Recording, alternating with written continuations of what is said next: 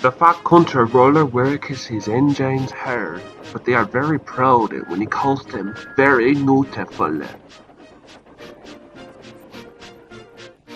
I'm going to the scrapyard today, Edward called to Thomas.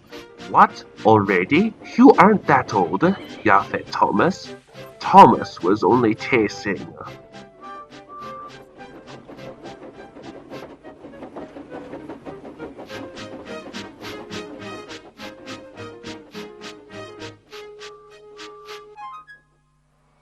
The scrapyard is full of rusty old parts and machinery.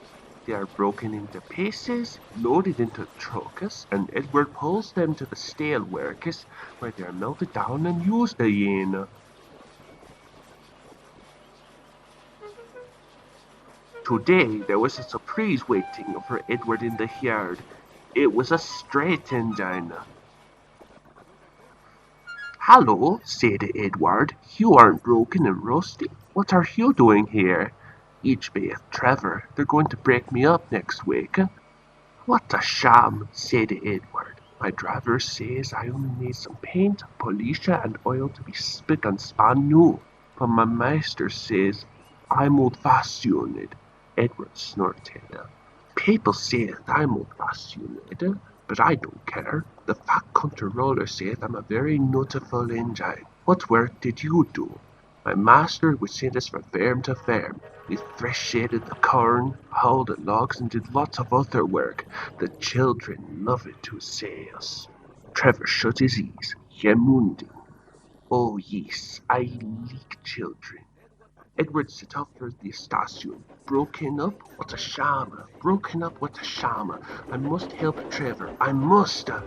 He thought of all his friends who liked the engines, but strangely, none of them would have room for a straight engine at home. It's a shame, he hissed. Then, why didn't I think of him before? There, on the chocolate, was the very person. Hello, Edward. You look upset. What be'th the matter, Charlie? He asked the driver. There's a straight engine in the scrapyard, priest. He'll be broken up next week. Jim Cole says he never driven a better engine. Do say him, sir. He saws wood and gives children reeds. We'll see, yapped the priest. Jim Cole came on Saturday. The priest is coming to see you, Trevor. Maybe he will buy you. Do you think he will? Asked Trevor hopefully. He will when I lick your fear and clean you up. The priest and his 12 boys arrived that evening. Trevor hadn't felt so happy for months. He chuffered about the yard. Show your passes, Trevor, said the priest.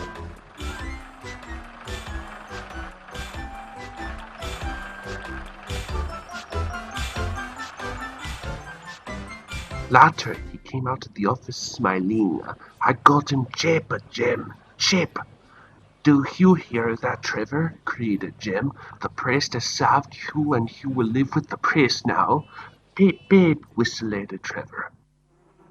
Now Trevor's home is with the priest and he sees Edward every each a day.